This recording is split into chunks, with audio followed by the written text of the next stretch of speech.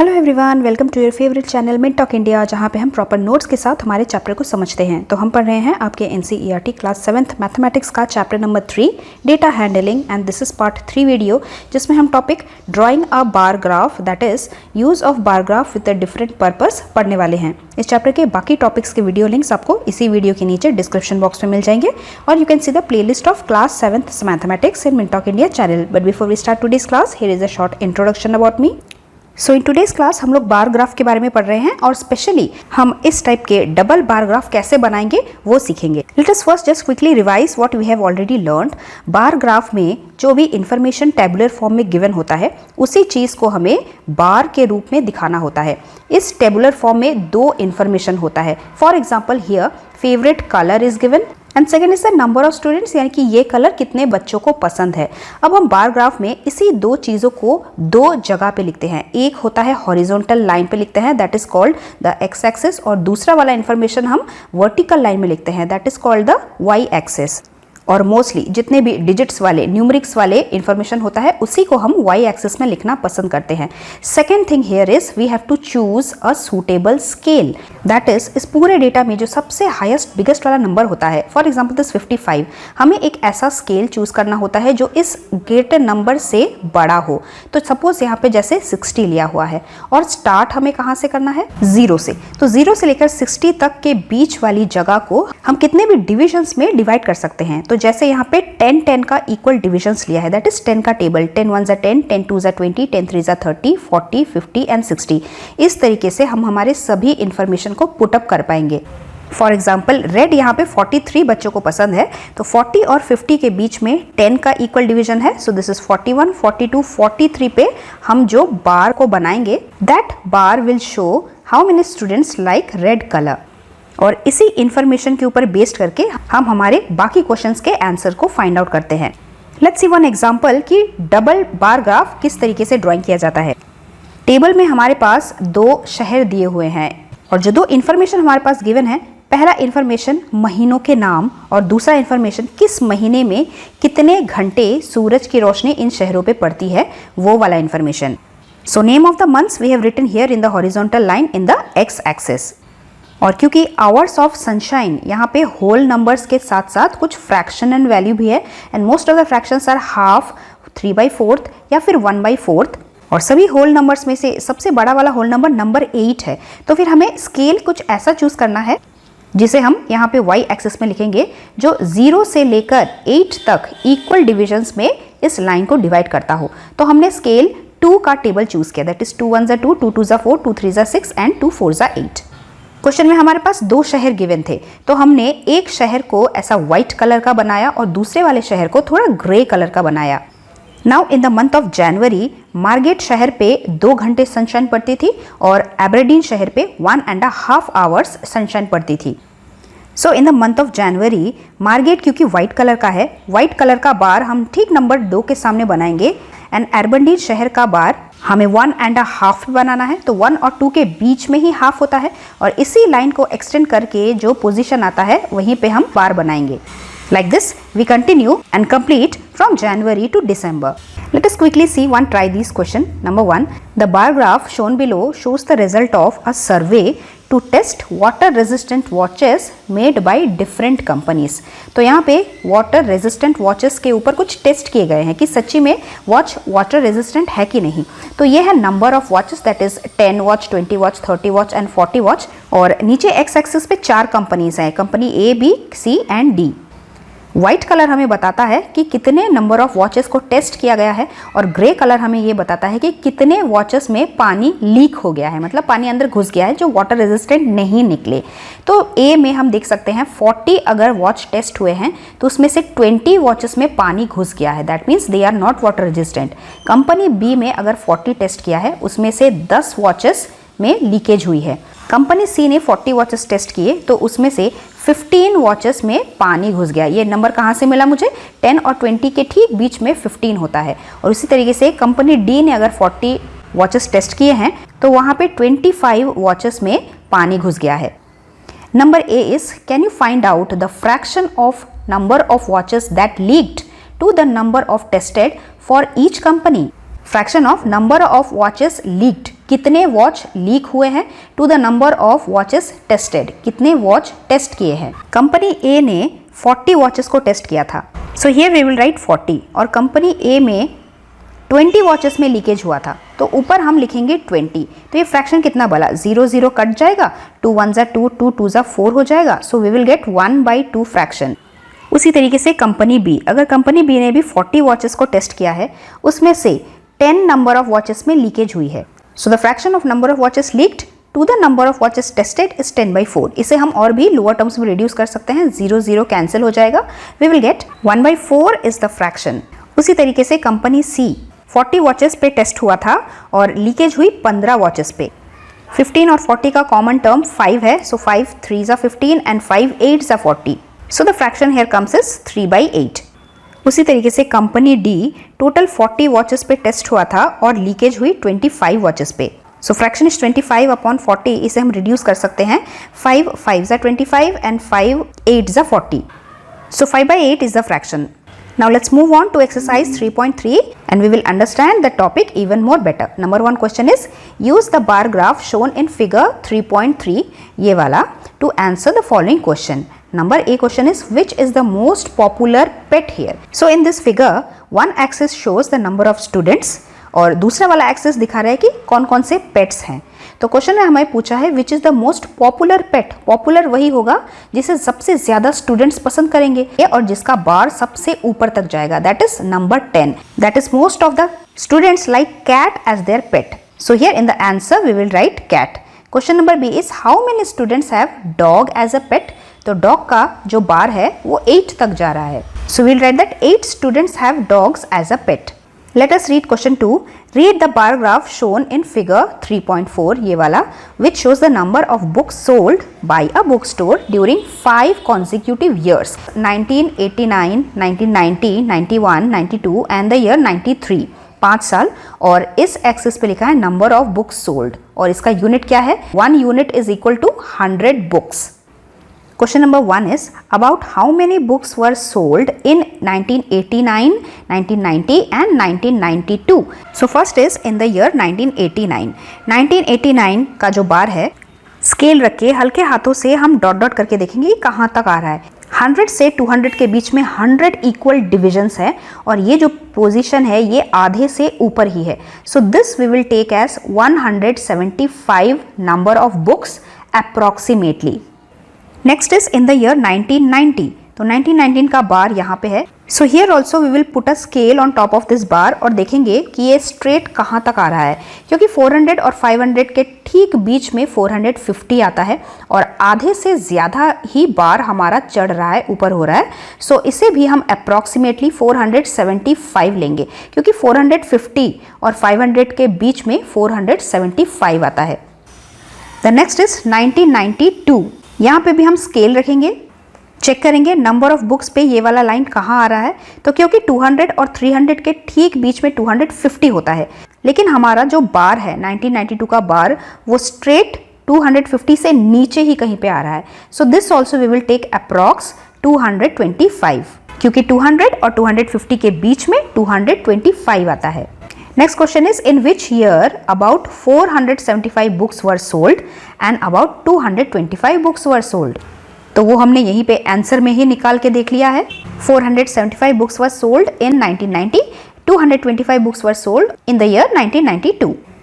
The next question is, in which year were fewer than 250 books sold? कौन सा साल ऐसा था जहाँ पे 250 से भी कम बुक्स सेल हुए थे? Fewer means less than. 250 कहाँ आता है? 200 और 300 के ठीक बीच में 250 आता है, 250 बुक्स। इससे कम का बार कौन से साल में है? So this is the answer. अब ये हमने कैसे निकाला, वही नेक्स्ट क्वेश्चन है, can you explain how would you estimate the number of books sold in 1989? अब स्केल से हम जब मेजर करते हैं 0 से लेकर 100 तक हमें क्या मिलता है? 1 सेंटीमीटर मिलता है। This 1 centimetre is nothing but 1 unit. Scale पे ही मेजर करेंगे तो 0 से लेकर यहाँ तक कितना होगा? 1.5 सेंटीमीटर होगा। या फिर इसे हम 1.5 यूनिट्स भी बोल सकते हैं। थोड़ा और आगे मेजर करते हैं, यहाँ तक, जो कि 1989 का बार जहाँ तक आता है वहाँ तक मेजर करते हैं। ये हमें मिलेगा 1.75 centimetre, that is 1.75 units. Now 1 unit is 100 books. 1.75 units कितना होगा यूनिटरी मेथड के हिसाब से? 1.75 मल्टीप्लाई बाय 100। डेसिमल को नेग्लेक्ट करके 175 और साइड में 2 जीरो होता है मल्टीप्लिकेशन का प्रोडक्ट।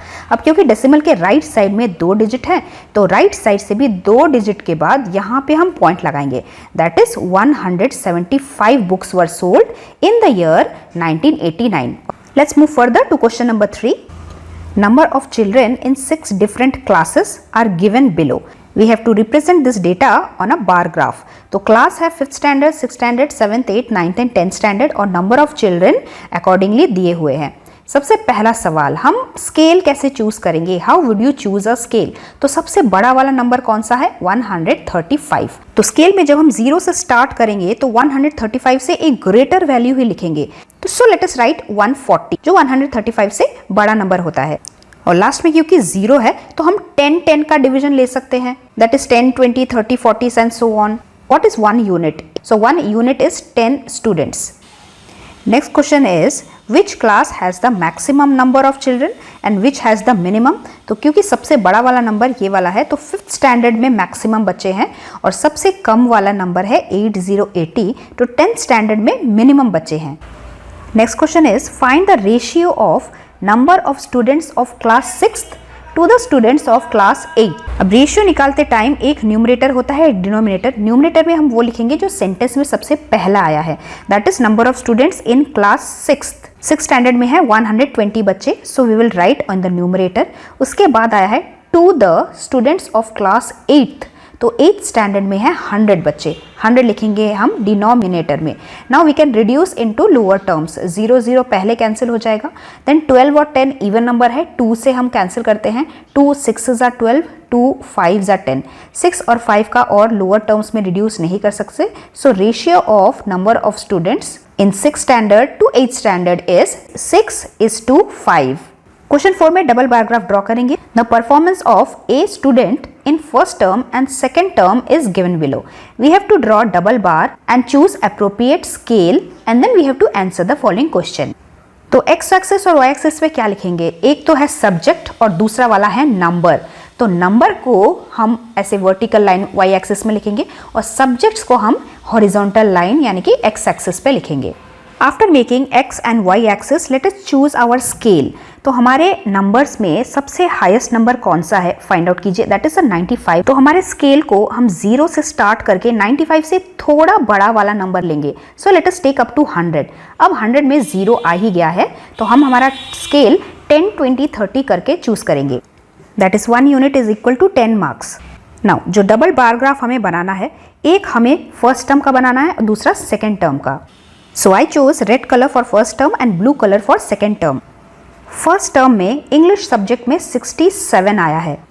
67 70 से बस थोड़ा ही कम है, 3 कम है, so we will put a scale here. हल्के हाथों से एक लाइन ड्रॉ करेंगे और फिर इस जगह पे हमारा इंग्लिश का बार बनेगा।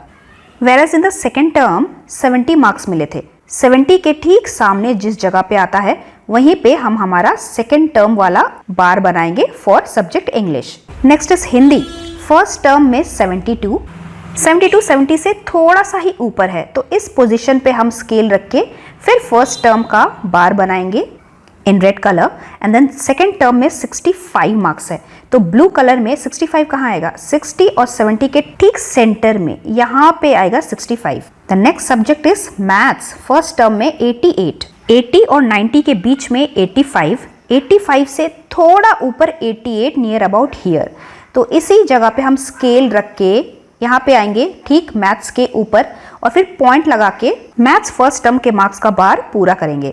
सेकेंड टर्म में मैथ्स में 95 मार्क्स, सो 95, 90 और 100 के ठीक बीच में इस जगह पे आएगा, तो यहाँ पे स्केल रख के मार्किंग करके फिर हम सेकेंड टर्म का बार ग्राफ इस तरीके से बनाएंगे।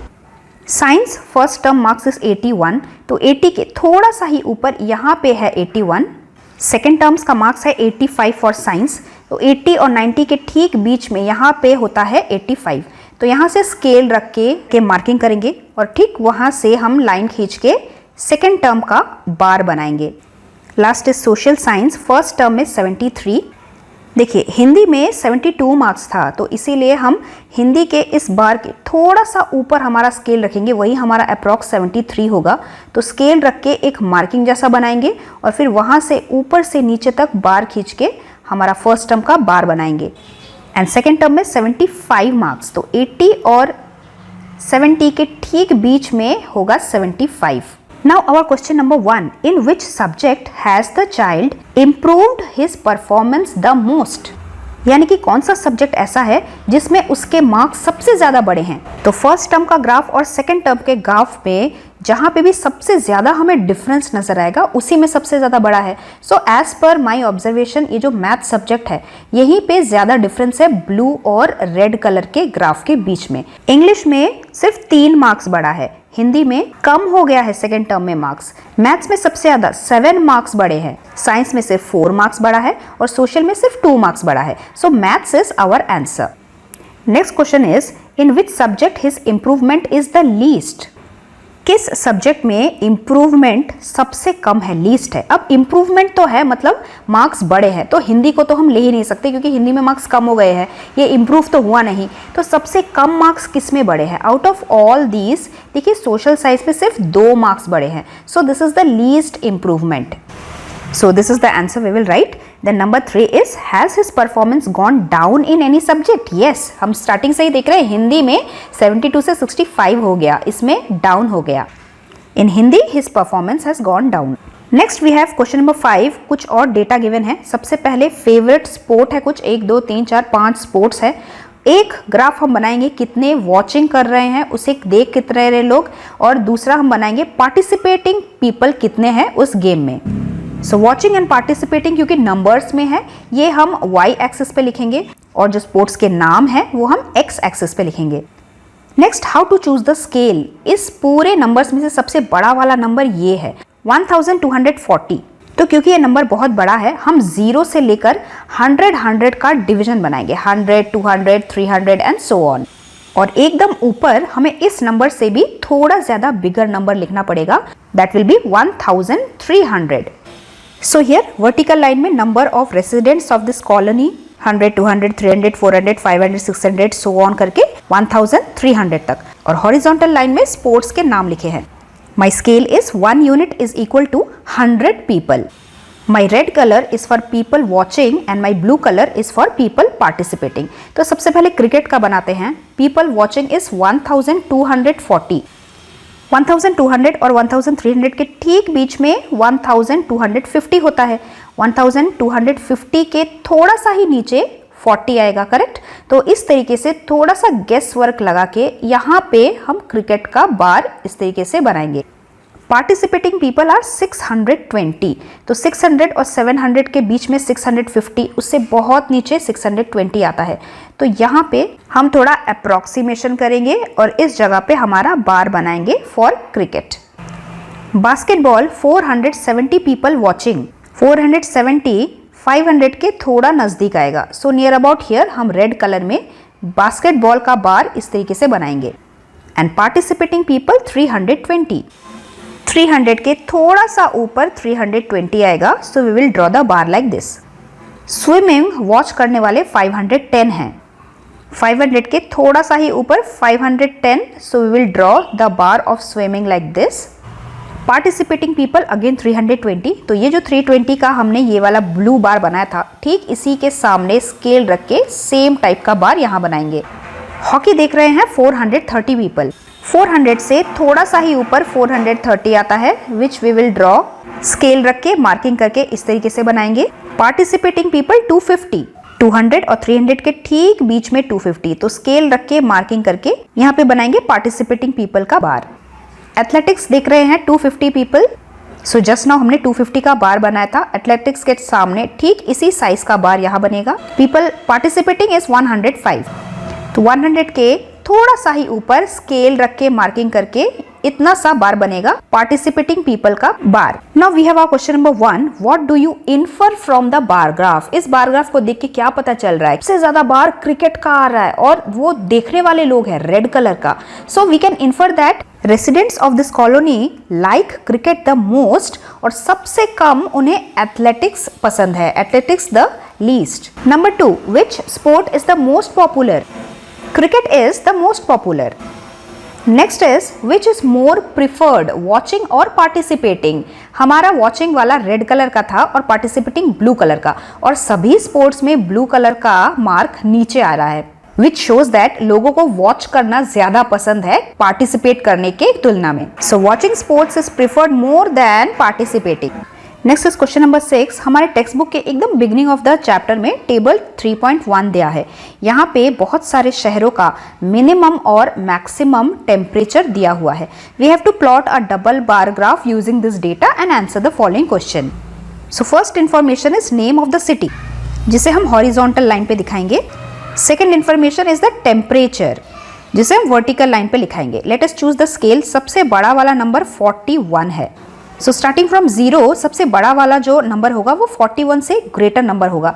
Late us take 50, 50। तभी हम 10 का डिवीजन ले सकते हैं, दैट इज 10 का टेबल 10, 20, 30, 40, मैक्स हम 50 तक लिखेंगे। So 1 unit will be equal to 10 degree Celsius temperature. So my red is maximum, blue is for minimum. First is Ahmedabad, जिसका मैक्सिमम 38 है, मिनिमम 29 है।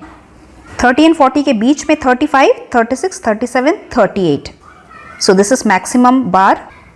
29 30 के ठीक नीचे यहाँ पे होता है, so this is the minimum bar. Next हमारा अमृतसर है, मैक्सिमम इज 37, मिनिमम इज 26। 35 के ऊपर 36, 37 के स्ट्रेट रख के हम मैक्सिमम का बार बनाएंगे। 20 और 30 के बीच में 25, उसके ऊपर 26 के साथ में स्केल रख के मिनिमम का बार बनाएंगे। नेक्स्ट है बेंगलोर, मैक्सिमम 28, मिनिमम 21। 25 के ऊपर 26, 27, 28, यहाँ पे स्केल रख के हम मैक्सिमम का बार बनाएंगे। 20 के ठीक ऊपर यहाँ पे स्केल रख के मिनिमम का बार बनाएंगे। Next Chennai, maximum is 36, minimum 27। 30-40 के बीच में 35, एक ऊपर है 36, यहाँ पे स्केल रख के चेन्नई का maximum temperature bar. And then minimum 20 और 30 के बीच में 25, 26, 27, यहाँ पे स्केल रख के हम मिनिमम का बार बनाएंगे। सिमिलरली दिल्ली का मैक्सिमम एंड मिनिमम, जयपुर का मैक्सिमम एंड मिनिमम, जम्मू का maximum and minimum, and then Mumbai का मैक्सिमम और मिनिमम बनाएंगे।